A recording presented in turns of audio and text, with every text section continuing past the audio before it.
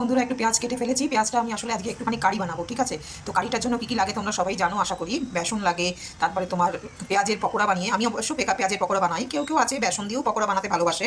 তো আমি আবার বেসন দিয়ে বানাই না, শুধু মানে পেঁয়াজের পকোড়া বানিয়ে কারিতে দিই। চলো কারিটা কীভাবে বানাবো তোমাদেরকে দেখাবো। তার সাথে বলি একটু বাসন তোমার গোবিন্দভোগ চালের ভাত বানাচ্ছি, ঠিক আছে? আজ গোবিন্দভোগটা অনেকটা রয়েছে ঘরে, তা ভাবলাম আজকে গোবিন্দভোগ চালেরই ভাত বানিয়ে ফেলি। তো এই জন্য দেখো গোবিন্দভোগ চালের কি সুন্দর গন্ধ আসছে, বলবার কথা, পুরো আমার রান্নাঘরটা না গন্ধে ভরে গেছে। গোবিন্দভোগ চালের যে গন্ধ, আমরা বাঙালিরা তো জানি কি দারুণ গন্ধ হয়, ওই সেন্টটা তো অপূর্ব। তো যাই হোক, এই ভাতটা বানাচ্ছি দেখে দেখো এত সুন্দর সেন্ট আসছে ঘরের মধ্যে, মানে কি বলবো আর। ঠিক আছে, চলো এই ভাতটা হতে দাও। এদিকে একটু আলাদা করে একটা মশলা বানাচ্ছি, যেটার মধ্যে একটু পেঁয়াজ আছে, একটু রসুন আছে, এবার একটুখানি নারকেল পাউডার দেবো। হ্যাঁ, এবার একটা বড় এলাইচি, দেখো আমি একটাই বড় এলাইচি দেবো, দু চার এই যে কয়েকটা কাজু দিয়ে দিলাম, আর একটু নারকেলের পাউডার দেব।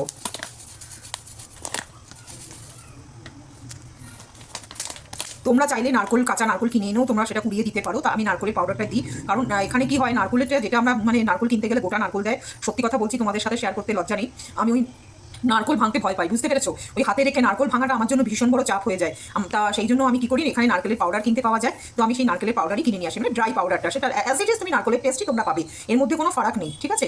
তো আমি এই জন্য এর মধ্যে একটুখানি নারকেলের পাউডার দিয়ে দিলাম। অ্যাকচুয়ালি আজকে আমি বানাবো কি বলো তো, দেখাচ্ছি তোমাদেরকে। হ্যাঁ, চিংড়ি মাছের মালাইকারি, ঠিক আছে? দেখো এই যে বড় এই যে চিংড়ি মাছ পেয়েছি এখানে, মানে পাওয়া তো যাই, আমি এনেছি। তো আমি আর ছেলে দুজন বলে আমরা বেশি কিনিনি। তো আমি এই চিংড়ি মাছটার আজকে মালাইকারি বানাবো, সেই জন্যই সেই মশলার প্রিপারেশনটা করছি।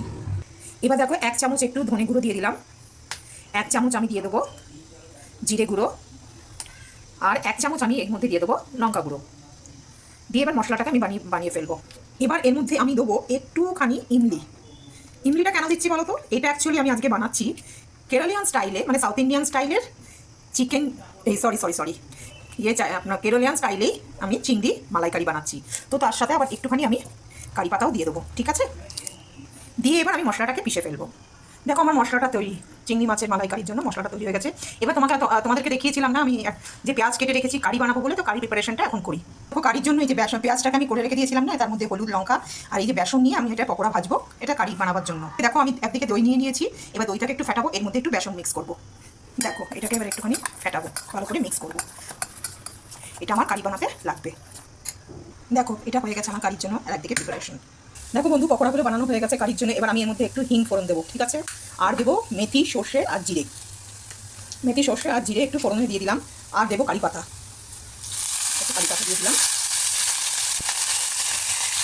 এবার যে দই আর বেসনটা গুলে রেখেছিলাম সেটা আমি এর মধ্যে দিয়ে দেবো।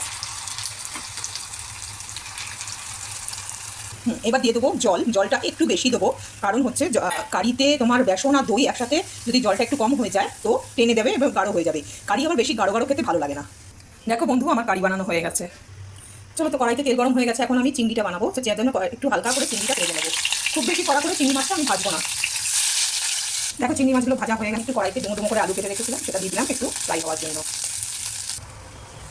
দেখো আলুটা ভাজা হয়ে যাওয়ার পর আমি যে মশলাটা বানিয়ে রেখেছিলাম না মালাইকারির জন্য, সেই মশলাটা আমি দিয়ে এখন কষাতে থাকবো। দেখো বন্ধু, মশলাটা আমার কষা হয়ে গেছে। এবার আমি এর মধ্যে একটু গরম জল দিয়ে দেবো, যতটা পরিমাণ আমি এর জুস রাখতে চাই, ঠিক আছে? চলো এই জল দিয়ে দিলাম, নিয়ে এক করে মাছটাও আমি দিয়ে দেবো। ঝোলটা একটু ফুটে উঠলে তবে মাছটা দেবো আমি, তারপরে আমার হয়ে যাবে চিংড়ি মাছের মালাইকারি।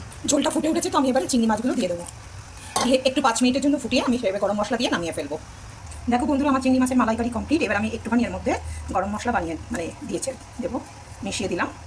গরম মশলাটা আমার ফুললি ঘরে বানানোর গরম মশলা। চলো, তো ভিডিওটা ভালো লাগলে অবশ্যই শেয়ার করো বন্ধুদের মধ্যে, তাহলে আমারও ভালো লাগবে।